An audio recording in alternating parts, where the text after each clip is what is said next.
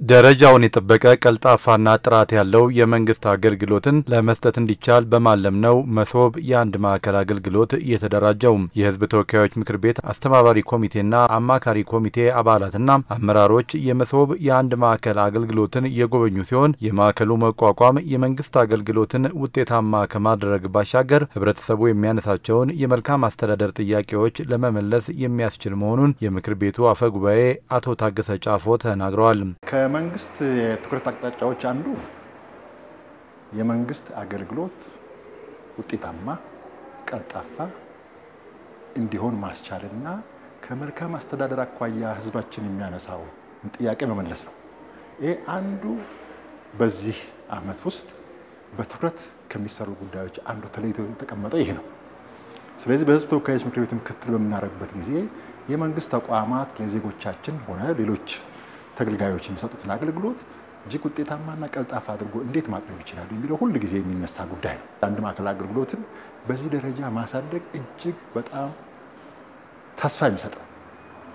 የመንግስት አገልግሎት አቅርቦት የተሳለጠ ሊሆን እንደሚችል እጅግ ውጤታማ ሊሆን እንደሚችል ማሳያም ነው። የመንግስት ተቋማት አገልግሎቶቻቸውን በግልጽነት እንዲሰጡ የሚያስችል ተገልጋዮችም አገልግሎት የማግኘት መብታቸውን በአግባቡ እንዲጠቀሙ የሚያግዝ ማዕከል መሆኑንም ነው አፈጉባኤው የገለጹት። የመንግስት ተቋማት በስርዓት እንዲገነቡ ማድረግ የህግ ማዕቀፎቻቸው የአሰራር ስርዓታቸው አንድ ተገልጋይ ወደ መንግስት ተቋማት ለአገልግሎት ቢመጣ የሚቀበለው አገልግሎት ምን ይዞ መጥቶ ምን አገልግሎት ያገኛል የሚለው አውቆ እንዲመጣ ይሄ የዜጎች መብት ስለሆነ ማለት አውቆ እንዲመጣ የሚያስችል ነው። እዚህ አሁን ሁሉም ተቋማት በዋናነት ሰፋ ያለ አገልግሎት የሚሰጡ ተቋማት መጥተዋል፣ ሌሎችም ይቀጥላሉ በሁለተኛው ዙር። ይሄን እዚህ ፌደራል መንግስት ላይ ሰርተን ክልሎቻችን እና ከተማ አስተዳደሮች ተመሳሳይ የሆነ ስራ በየደረጃው ማከናወን ከቻል የህዝባችን ጥያቄ በተገቢው መንገድ መመለስ የሚያስችል ትልቅ ተስፋ የሚሰጥ ነው። ህብረተሰቡ ከአገልግሎት አሰጣጥ ጋር የተያያዙ ቅሬታዎች እንዳሉበት በየደረጃው ያነሳል ያሉት የህዝብ ተወካዮች ምክር ቤት ምክትል አፈ ጉባኤ ወይዘሮ ሎሚ በዶ ማዕከሉ መሰል ቅሬታዎችን ለመፍታት የሚያስችልም ነው ብለዋል።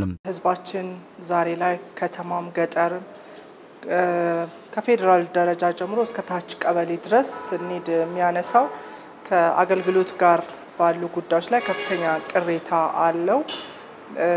ያንን ከማዘመን አንጻር ማለት መንግስት እንዳቅጣጫ ትልቁ የያዘው በለውጡ ወይም በሪፎርም ስራዎች ውስጥ የመጀመሪያውና መሰረታዊ የሆነ ጉዳይ አገልግሎቶችን ግልጽ የማድረግ ቀልጣፋ የማድረግና ተደራሽ የማድረግ ስራ ትልቁና ዋነኛ የሆነ መሰረታዊ የሆነ አቅጣጫ አስቀምጦ እዚህ ደረጃ ላይ የደረሰ ስራ መሆኑን ማንሳት ፈልጋለሁ። የማዕከሉ መቋቋም ቴክኖሎጂን በመጠቀም የአገልግሎት አሰጣጥን ለማዘመን ያለውን ቁርጠኝነት ያየንበትም ነው ብለዋል ምክትል አፈጉባኤው።